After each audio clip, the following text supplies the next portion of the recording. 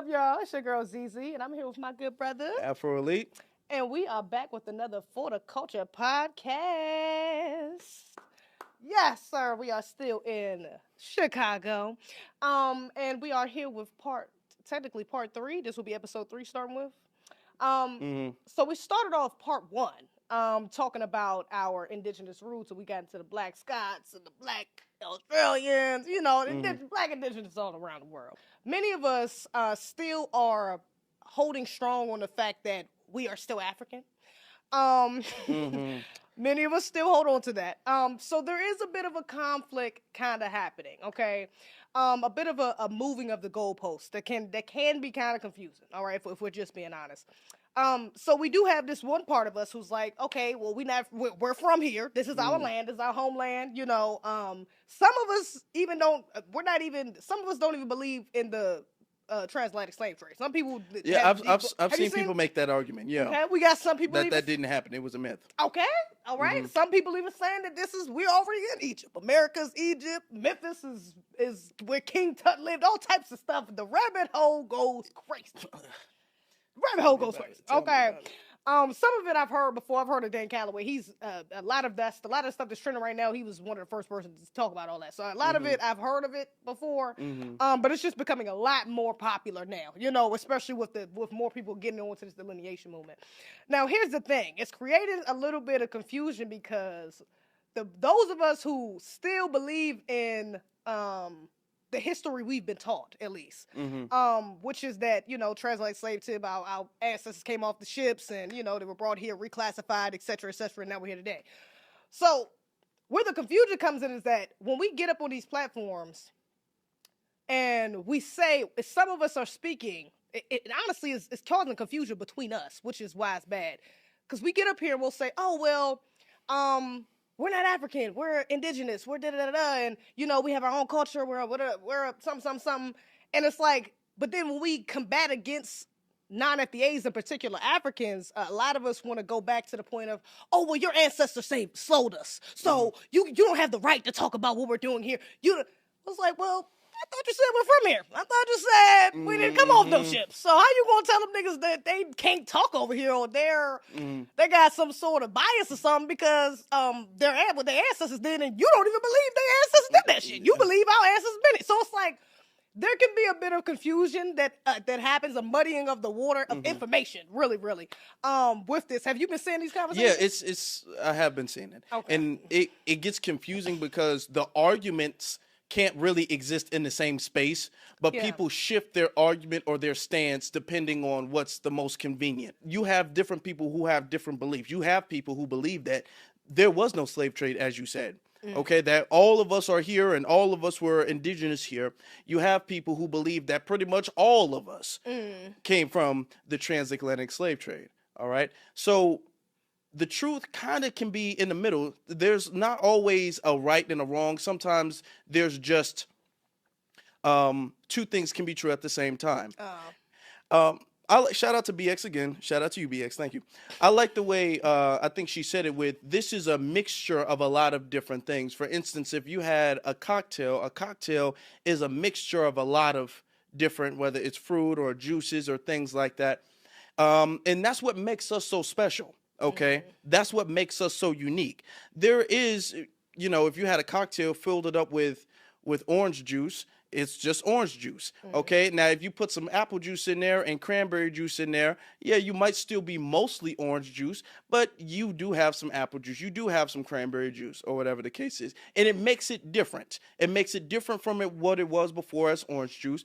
It's not apple juice. We can acknowledge the fact that apple juice is in there, just like we can acknowledge the fact that there is some African ancestry in the lineage. I mean, we can acknowledge that, but that doesn't make us African. Just like adding a dash of apple juice or a quarter of apple juice to a gallon of orange juice doesn't make it apple juice now, And then when you're adding all of these things, it's a cocktail. It's a mixture of different things. Our lineage is very unique in that way.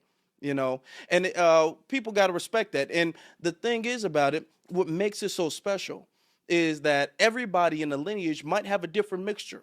Right. You know what I'm saying? There are some people in the lineage, they're full indigenous. You know what I'm saying? There's some people in the lineage and they got a majority African ancestry from the slave trade. As American Indian. It's a lot of American exactly. indigenous American. Yeah. So it's a mixture of a lot of different things. So that's why it's good for you to check your own genealogy, you know, because we've been here so long. There's been so much breeding and breeding farms and things like it's been so much mixture in here. So just because you might be one way doesn't mean everybody is one way or whatever the case is. And this isn't about hating Africa or denying Africa. Right. This is about loving who we are, loving yourself. This is what this is about. Okay.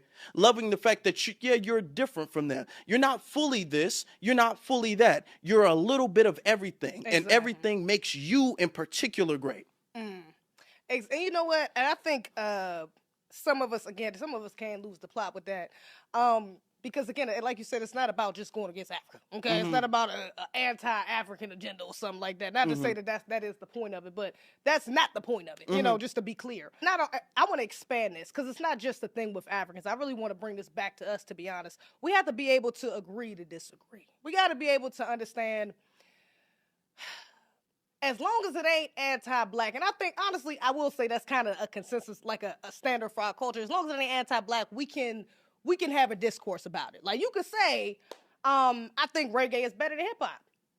I don't agree with that shit, but you can say that. But for you to say that, oh, well, hip-hop, I think hip-hop was inspired by Caribbeans or was made by Caribbeans, now you got to be fucked. Okay, now you got a problem because we're going too far. So we do have to keep it honest, keep it truthful if we're going to allow these conversations to happen. Now, my bad. What do you want to? Yeah, because this isn't a cult. This isn't an organization or nothing like that. There's different people who have different opinions, and we discussed that on the last episode. We did. You know, that's why I just wanted to touch back on it because I want to bring it back to us. I think a lot of us have had, many of our influencers, leaders, teachers, etc., many of them have had, some problems. Everybody didn't agree. Everybody in the civil rights movement didn't agree. That's true. Okay? Everybody didn't always agree. But yet and still, they usually all still found a way to still keep progressing, to keep trying to keep contributing towards our progression. Today, it's a little, it's getting a little... When I think about right now, Dr. Umar has been going viral.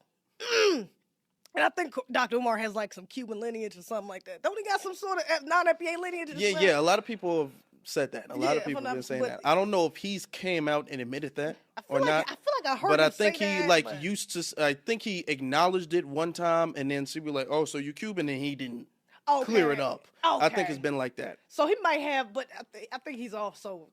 FBA. I mean, they could give FBA. Let's just He gives FBA. So we look at a brother like Dr. Umar, who was trying to build a school, trying to do some great things, did do some great things. But he's recently gone viral in a very negative light because he's out in Africa begging niggas for money. Okay, talking about his account is frozen, the school ain't done yet, the school might get repossessed. It's a bunch of stuff. It's just not looking good. And I wanted to touch on him because this conversation reminds me of him because I think a big part of his downfall was so many people going against him. One of the biggest people he's had a problem with was Tariq Nasheed. And Tariq, now here's the thing. I think this is a big difference, like a big distinction between the two of them, because although they have been going back and forth over the last few years, not recently, but within the last few years, they have been like years ago. I think they started like early 2000s. They started years ago. Long time. Yeah, actually. It was almost been a decade almost. Yeah, I'm about to started after I think the second Hidden Colors I think he was in, and then so it's been a while. But even with that, and I will say this because people have similar critiques about Tariq. But the thing is, although they've gone back and forth with Tariq, and he's roasted him, he done I think puppets and all types of shit. He did cartoons. So he's done all that, and they disagree. But Tariq still got hella documentaries. He got a fucking museum that's up right now. He's about to create another documentary, I think. Like, he got stuff going on. You know what I'm saying? He's producing tangibles. He's producing contributions that will later on actually be looked back on as an actual contribution to our children or to our future generations. with Umar, this school, man, this school has been built for I don't know how fucking long, and I still am trying to have faith in this brother. Like, please let this nigga get this school built. But it's like for him not to have any other tangibles outside of that. I think he's in a couple documentaries. He hasn't produced any documentaries, but he's been in a few. For him not to have any other tangibles outside of that, and to be on the internet saying things like, "Oh, well, we don't need museums, we don't need documentaries, we don't need that." Okay, so now this is what I'm saying. Now we have a problem because you talking all this shit like, "Oh, well, we don't need the Negroes out here grifting and scamming and da-da-da," but the person that's doing that is actually producing something. And you're the person criticizing, and you ain't producing a damn thing. So again, it brings me back to this is why we have to be able to have discourse, be able to, or not have discourse, not fuck with each other, but still be able to build and contribute. Because had you not been going up against, so had y'all not been beefing, maybe the nigga might be able to help you out right now. I'm just saying. Because Tariq got $1 million in what? How long did it take him to raise $1 million? I think it was a month. Or a little less, I think. Do you think it would have took him much longer to help get donations for that damn school? Like, so I'm just saying, you know what I'm saying? Like, and Tariq ain't never begged no nigga for money. He out in LA. He nigga lives in LA. You gotta have money to live in LA. He been living in LA. So he has his own money.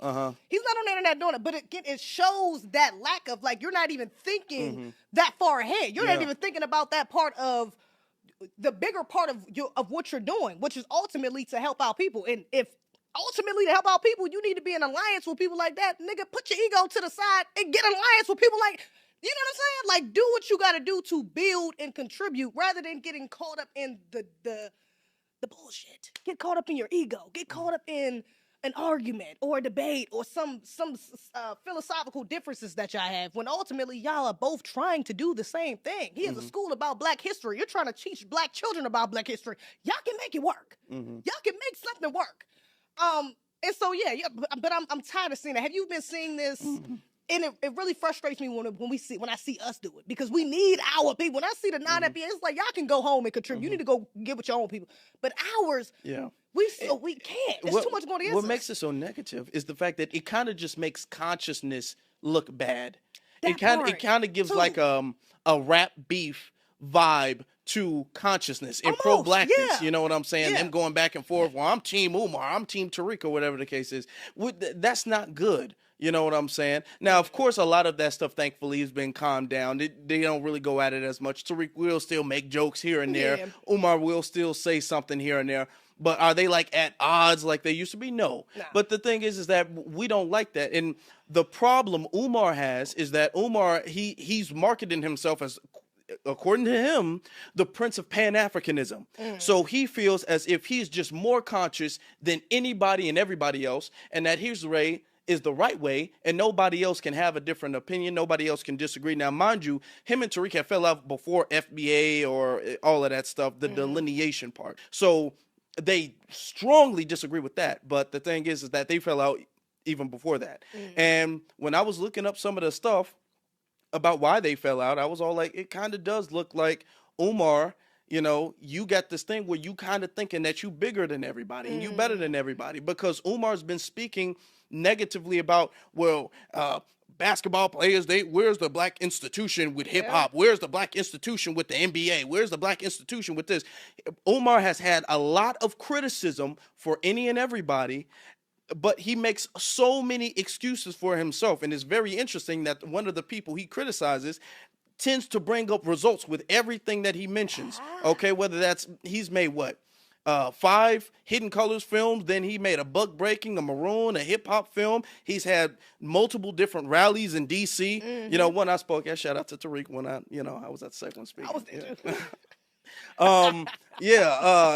Did that, then did an expo in Texas, and then had a museum up and running, you know what I'm saying? Yeah. All of this in a short amount of time is year after year. Anything he says, there's the result to it, okay? Umar, you've been saying this school thing for a minute. This school shit, you've been saying there's an excuse after an excuse after an excuse, and we have been patient. That's the thing. We've been very patient with Umar, but the thing is that You can't ask for people to give you so much grace, so much leniency, so much patience, and yet you're not willing to bestow any of that leniency, any of that patience, any of that grace or understanding on anybody else. Umar has 1,000,001 excuses as to what's going on with the museum, which I think ultimately is a good thing. We do need black conscious, not museums, I mean schools. We do need black conscious schools. Okay, we do need that. So all in all, it's a good thing, even though the whole we're all African thing. Okay, I don't want us to go in that way. You know, we're still FBA, but just the concept of a pro-black school with black history featuring that is great, or whatever the case is. And a lot of black people wanted for that to be a reality. And we've given a lot of patience to Umar, all right? More patience than he would have given to anybody else, because he's ready to criticize and belittle the works and the efforts of everybody else, but yet you haven't brought anything to the table. You haven't produced one movie. You've been in some movies, but you haven't produced one movie. There hasn't been an event that you orchestrated and hosted and put on. You didn't put nobody on. Nobody's come on your stage or been in your movies. He ain't put nobody on, okay? You've been in other people's movies. You didn't have no events. You didn't, I mean, come on. You've been flying here and there. And mostly nowadays, what you're known for is going on people's podcast. Yeah. You know what I'm saying? And this isn't to say the game he gives on his podcast is not a good game. Great information. Great game. For sure, yeah. But okay, that's little nigga shit in comparison to what you're criticizing Tariq for not doing. You know what I'm saying? And with that amount of ego, no wonder you couldn't be successful when it comes to a lot of this stuff, because I'm hearing that he wanted people to volunteer for free. He didn't want people to help. He didn't want to pay people to. It's a lot of little stuff, but you got problems going on. And if you was to agree to disagree, which is something I've seen Tariq do, like, I don't really agree with that, but I'm not going to go against it as long as it's within the promotion of black power. As long as it's about black power, black empowerment, cool. Umar, if it's not his way, I don't want to have anything to do with it at all. Yeah. And you know, a lot of that is just ego and arrogance, to be honest. And even a big part, I think a big part of where he failed, and not just him, because we're just using him as an example, to be honest. He's a representation of a moniker of a lot of black people who's trying to do the same thing and just, got some missteps. I think a big part of where he messed up at, and people like him mess up at, is that you set the bar way too high. You set an expectation that I think even yourself, that you can't really attain. But you want this image and you want everybody to believe you can, so that's what you try to set as the precedent, but it's you never really get there. Him making this claim that, I'm the Prince of Pan-Africanism, I'm the #1 most requested scholar, and that, what I'm saying, like, it's just this whole boastful thing. It's like, I love to see a confident black man. I think that's why a lot of people love to, like, what I'm saying, like, really was a big fan of his at first, even myself, it was really hard not to get off his content, because it's like, damn, he just be going, he's like, he's so intellectual, he knows a lot of things, and then he boastful about it, like, I know. The confidence, kind of draws you in. But when you see when the veil is lifted, it's like, wow. The fact that you even went about it that way, it kind of exposes your hand a little bit, and not to get to comparing him and Tariq too much. But all I'm saying is, Tariq said himself, I'm a historian, I make documentaries, I own a museum, there's no claim to like I'm the king of consciousness, I'm the person with all the information. Like, he's never been that, he's never made a claim of like, yeah, y'all, I'm gonna make this museum gonna be the most impactful, the biggest, the best museum ever made. He's never said that. He said, I want to make a museum focused on foundational black American culture. That's it. I want to make a documentary focused on FBA music and how we started hip hop. That's it. He kept it really simple, and to the point of his contribution, to the point of how he was trying to progress our people in the way that he was trying to do it, not himself. And I think that's what Dr. Umar and people like him mess up at, is because you center yourself instead of the movement. You center on yourself instead of the message. You worried about yourself being the biggest and the best and the most requested and da-da-da-da, when it's like, even if that were the case, doesn't mean anything if at the end of all of that, your legacy is going to be egregious. Nobody's going to talk to you or look at you the same as they would a Tariq Nasheed, because he has a museum that we can go visit and probably see a picture of him after he's passed and be able to learn about him? Is it going to be as impactful? You know, I think people forget that. Even for your own sake, for your own legacy, but also even again for the contribution of the people. It's like, are you again, where's the tangibles at? You know what I'm saying? So you could be the most requested, but what are you producing to show that, you know? So I think that is a big part of We Mess Up, is trying to raise that bar of expectation. Like, keep the expectation low, keep it realistic, as a matter of fact, you know? Tariq didn't come out and say, oh yeah, I know I'm about to raise $1 million in a month. I know I'm about to get this milli up right quick. It's like, no, I know I'm gonna do what I gotta do to try to get this money, and I'm gonna present what needs to be presented, so those who can donate and wanna contribute to this cause can do so. Not, I'm gonna do it just to flex on niggas because I know I can do it. And that's where some of these activists are losing the plot at. Yeah, the whole thing about activism is just really about the people. You're a servant of the people. You're here to serve the people. You're not supposed to be boastful about it. I'm better than everybody else. There ain't no activist alive better than me, or whatever the case is. This isn't rap. You know what I'm saying? This ain't boxing where you can talk about, I'm the greatest, you know, I'm the best boxer, I'm the best rapper. No, you're an activist, okay? Let the people decide if you're the best activist. If it's like that, let the people decide. For real. You know what I'm saying? I think that when he first started the school thing, even if I was to give him the fact that I think that he had good intentions with it, but he bit off way more than he can chew. Yeah. Okay? Then his ego wouldn't let him admit the fact that I can't pull this off. Okay, and one of the reasons why he can't pull it off is because we've seen certain egotistical things that he has. We've seen him say this. It's not like we're making things up. We've seen clips of him call himself King Kong consciousness or something like that, or the Prince of Pan-Africanism, and that he's the #1 requested scholar. We've seen him say this stuff. So this is going to create like this echo around you where everybody around you has to agree with every single thing that you do.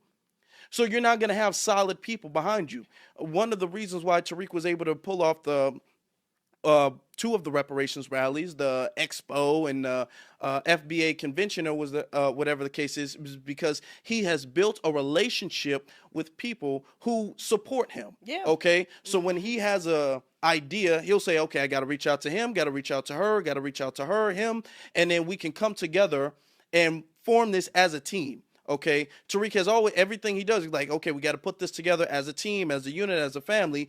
Umar is the one who he doesn't want to give credit to anybody else, so he'll take all of the credit for everything. So he's by himself. Right. Okay, and he operates by himself is because you can clearly tell he doesn't like to listen to anybody else's opinion, nor does he like to give. I've never seen Umar give credit to anybody else. To be honest, I have never. Marcus Garvey. Okay, his ancestor,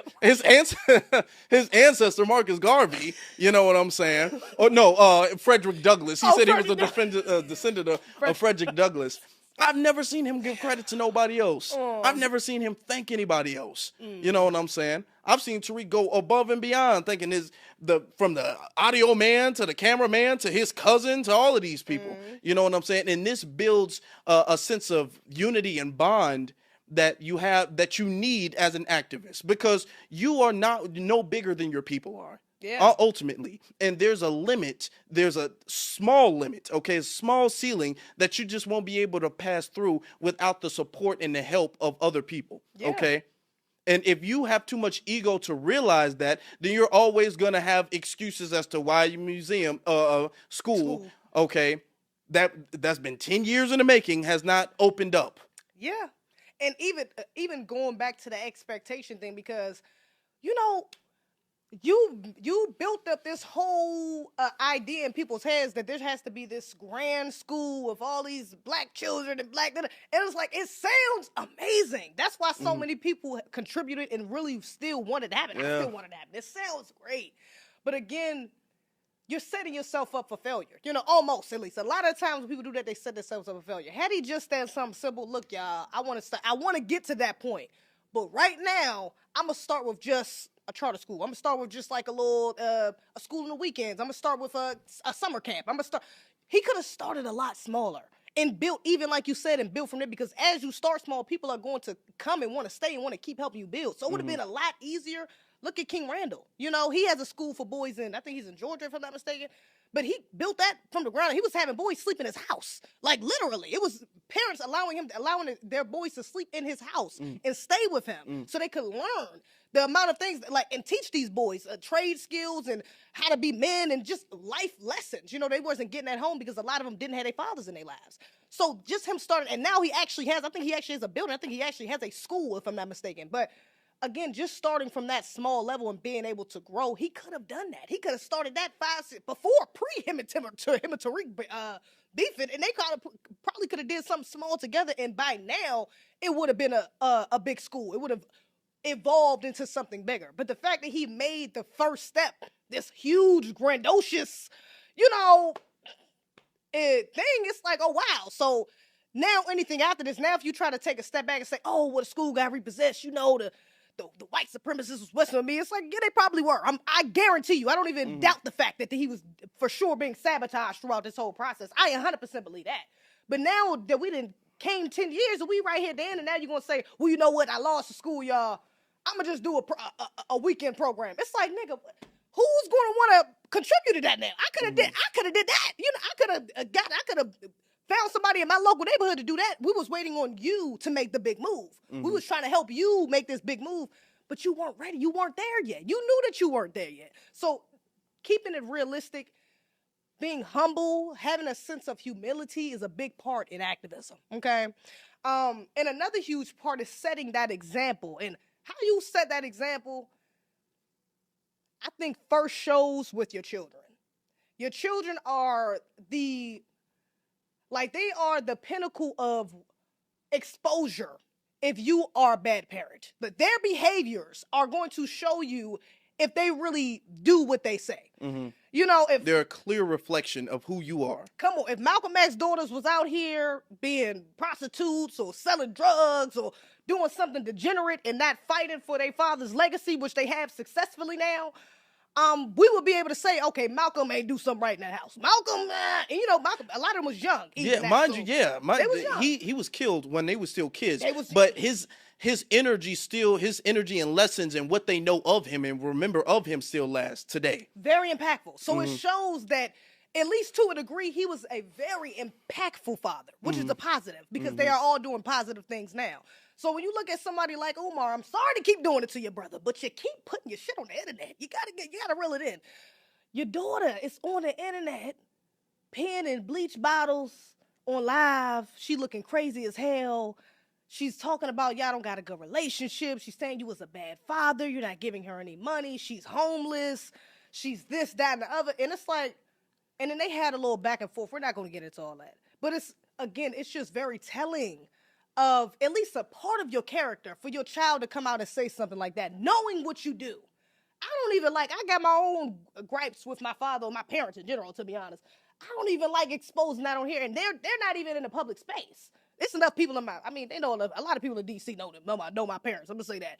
Or my father. Oh, she's well known. She's well known. A lot of people know them. Okay, DC. Both of them are DC natives. Okay, so a lot of people do know them, but I wouldn't even feel comfortable doing that, releasing some of the basic information about them. I feel like it's just like, well, it's part of my story, so why the fuck? I hesitate even with that, because like there's a level of respect I have for both of my parents, but in particular my father. I'm not about to get out here and just be telling this business or what he did to my mother or the mistake, because I understand that image, that impacts him, that affects him, you know, that affects how other men interact with him, that affects how the people look at him, respect him. So I'm not going to do that. But for your daughter to be doing that on the internet so carelessly, it shows that you couldn't have been there for that girl. You couldn't have had a good influence, and this could have been on the mother, but then again, it goes right back to you, because look at the type of woman you chose. You so pro-black, you ready for a black woman, you waiting for a black. Mind you, this man is 50 talking about he waiting for the ancestors to send him a wife. Egregious, red flag. But you talk about all this pro-black stuff, but then you turn around and you choose a woman who's a degenerate that would raise a daughter to speak about her father like that, that would... You know what I'm saying? So again, it shows your character. You can't deny that. You have to at least be accountable for that, because that is a reflection of you. Your children are a reflection of you. So whether you was there or not, it's reflected whether what you did and what you didn't show. What you think? Yeah, I mean, let's be honest. Even if she was clout chasing, which a lot of people initially thought, okay, you clout chasing just because your dad is Umar, you want to go viral or you want some money or whatever the case is. Even if she was embellishing on the relationship and trying to like play it out for the cameras, some of what she says is confirmed based off of his response to it. Because his response, if he came out like, no, me and my daughter have a great relationship, or I haven't seen her in a few years or whatever the case is, but I've always supported financially, I've always tried to see her, make time for her, whatever the case is. Even if it was a play for the camera, it couldn't have been done that way. Some of it has to be true. It has to be true. Okay. And like I said, or like you were saying, you know, I dislike the fact that she did that, because Umar, let's be honest, he is an image of somebody who is conscious and is pro-black. Okay. And if you're getting out there exposing him, then it plays into the whole deadbeat dad, black dad is not in the house, black dad don't care about the kids, he going around having, it plays into that. And it's just not a good look for the entire community. I think she should have factored in more of his position or the image of just the movement or pro-blackness in first off, just your father alone, but just the movement in and of itself. You know what I'm saying? It can be very damaging. So it was almost a little selfish for her to do that, to be honest. But the thing is that, Umar, it is a reflection of the fact that you go around and, like we were saying before, you go around and you criticize and you reprimand and you talk about how much bigger you are than everybody and smarter you are than everybody, more conscious than you are than everybody. And look at your daughter. Now you don't instill that in your daughter. You know, and I'm not trying to say that maybe that's all your fault and maybe the mother doesn't have anything to do with it or whatever the case is. But let's be honest. I mean, you got more than one, and I don't think he was married for either one of those kids. He wasn't. You know what I'm saying? So you're going around, and then these things are all of these things. I keep thinking the museum. The school is about to be taken back. Your daughter's coming at you. You ask him, now you broke as hell. Like, all of this stuff is coming at you all of a sudden. And it's been building up over a long time. And people have been saying stuff, but you just don't want to listen. Now, some people have been hating, but some people have been saying things so you can fix your mistakes, you know. As far as the daughter is concerned, no, she shouldn't have did that. But let's be honest. If your father is like some global at this point, because he can go to Africa, he can go to UK, he's a globally recognized person who's preaching about pro-blackness, but you don't see him, he's not supporting you, you would feel some type of way about that. I can't blame her for the feeling of it. I think the reaction that she had should have been a little more disciplined. Okay, because you're doing more than just getting at your dad at this point. The damage that you're doing to just the image of black fathers and the image of pro-blackness is detrimental. But Umar, this all goes back to you. Okay, and this is why you're talking about a number one activist, and your family is in disarray right now. It should start in the family. Okay. Your consciousness doesn't start when you turn the camera on. Okay. It doesn't start when you hit the record button. It starts every day when you wake up and you go to sleep, all throughout the day. This is supposed to be who you are. And we continuously see things like this. The fact that he damn near gaslit his daughter afterwards, talking about, oh yeah, we're going to have a conversation. No, that's not how you do. That's not how you handle certain things. Okay. And if it's the case, if what she was saying is true, if I got a sister and I don't even know who my other sister is, why is that? Why is it a case where you have two children and they don't know each other? Okay, if anything, they should be the conscious representation of you. If I had kids and doing what I was doing, I would sit up there. I want my kids to be Afro Elite Junior or whatever the case is, and I don't understand. I mean, I can understand because it's dangerous, but so they don't have to be in the public. But I don't understand how that the energy of activism doesn't go to your children first. I don't understand that. That's a fact. You know what? That's what I'm like. And it's sad because we've seen some examples like that. Like not all of our greats. You know, all of their children ain't doing what they did. Let me just say that. Yeah. Unfortunately, and that's not to say that all of them are. My next. And that's not to say that all of them aren't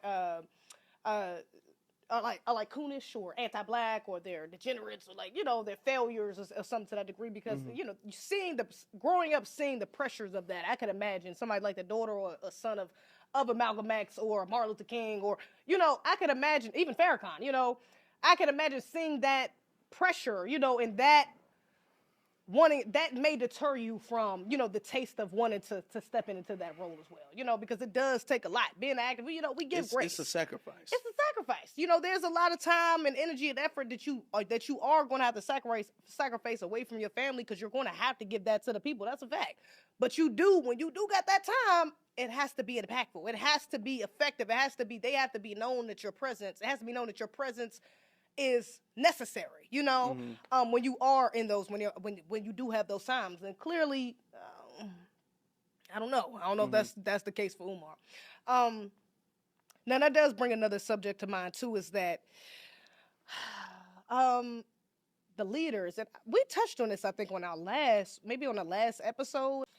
Planted leaders, man. We talked about this, I think, on one of the last episodes. Not necessarily planted. I feel like it was a different term we used for them. It wasn't necessarily plant. Was it plants? It might have been plants. I forgot. But we touched on like Deontay Cal and like some of the people who kind of like sprouted seemingly out of nowhere. And with good messages like Deontay Cal, we talked about him. And, you know, and then once he got past a certain point, it's like little things started to come out, and it's weird, you know. We see that on the other side as well. Not only are we seeing these come up, because Deontay has so many good points. That's why I followed him for so long. I wanted to collab with him and all that. And that was I think that was just in when did we do that last episode? Just in February? That was June. We did that in Juneteenth. That was just in June. So just in January, I remember wanting to collab with him. I think I sent him a message or something like that. So I remember I was like, bro, I like his content. This is great. So when I seen the cracks, I'm like, wait, it was hella disappointing. I'm just gonna say that. Like, oh, you on the LGBT, you on the feminist thing, you on the anti-black male thing. I can't rock with it, you know, and I'd be mad at myself because I didn't see it sooner. But now we're seeing on the flip side, which I think some of these higher ups are kind of planting. They're planting these people. You're saying these people with the right talking points. They saying the right out thing. The gate. They out the gate swinging. They coming out the gate B1, and then out of nowhere, you know, then out of nowhere, they start seeping other agendas into it, you know?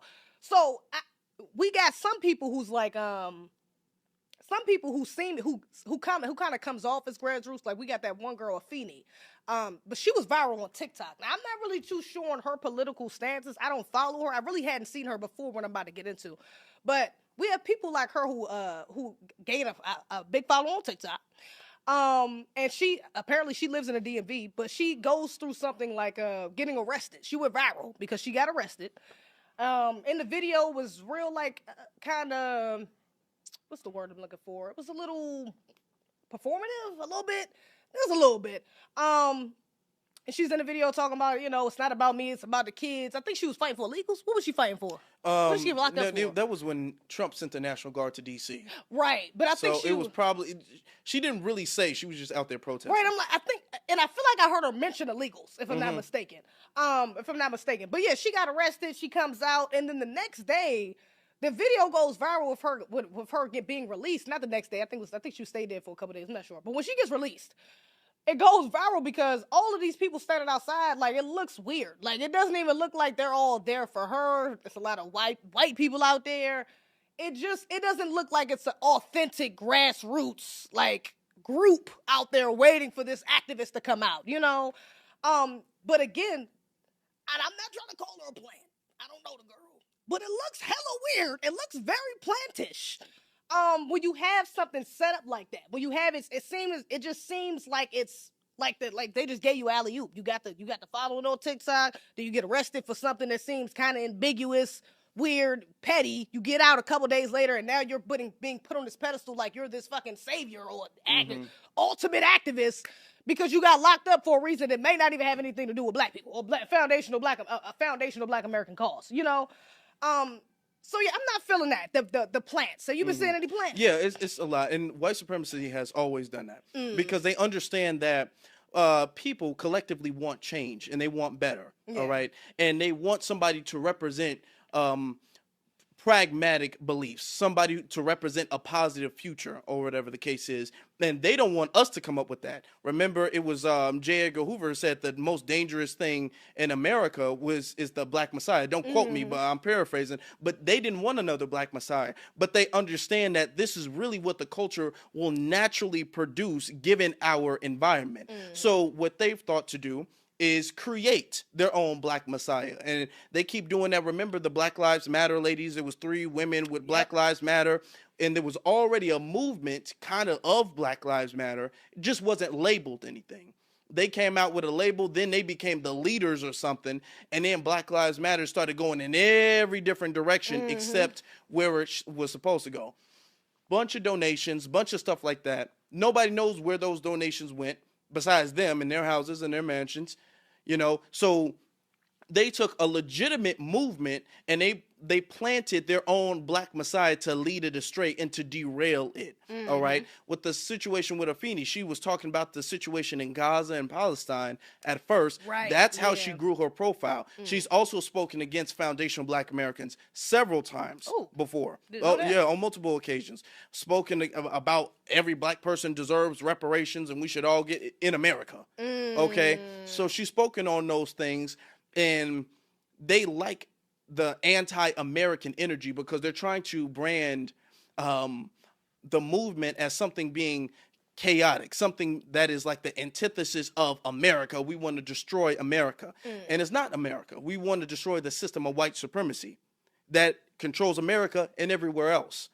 All right. They like her because, quote unquote, activists like her, who's an activist for Palestine, activists for LGBT, activists for immigrants, activists for clean water, activists for clean air, activists for pollution, they don't ever get anything done. When you have an activist that just want to advocate for anything and everything, notice that they don't really get anything done. They just want to voice a grievance, okay? Notice that they don't really have a direction or a solution. They're just always going off. And that's the people that the dominant society will highlight, pedestalize, uplift, you know, because it's all like, okay, people follow her. She's given the energy of somebody who wants to change the system. Right. But you know what I'm saying? She's not going to get anything done. And that's why we need to make her the Black Messiah, the highlight. I'm hearing a lot of people, oh, she's next, she's next. So, yeah, of course, to give her credentials, they'll stage an arrest. You know, I'm not saying it's fake. Well, no. Who knows? But, you know what I'm saying? That crowd looked crazy. We didn't see the actual arrest. We just saw her doing this very weird perp walk, and she was all like, it's not about me, it's about the kids. You know what I'm saying? Don't really know what she was, like, I guess, obstructing police. You know, then it's not about me, it's about the kids. Okay, well, nobody's you're not sacrificing yourself. You got let out. And then a whole crowd of people wearing masks on, so you can't tell who they are. Right, which is they weird. The mask thing. Yeah. People don't even wear masks like that. I live in B&B. Niggas ain't wearing masks like that. They came out and they were cheering for her. Oh, she's free, like she beat some damn Rico. Yeah. She was arrested for what, a night or two? Yeah. You know what I'm saying? And they had her up on their shoulders. I'm like, okay, y'all not gonna act like she's some war hero for getting arrested at a protest. Yeah. And that's to give them credentials. A lot of them, they'll give credentials to people because they understand, okay, well, getting arrested seems it will give the energy and the perception that you're not working with the system. You know? So that way, now that people will believe that you're not working with the system, they'll follow you.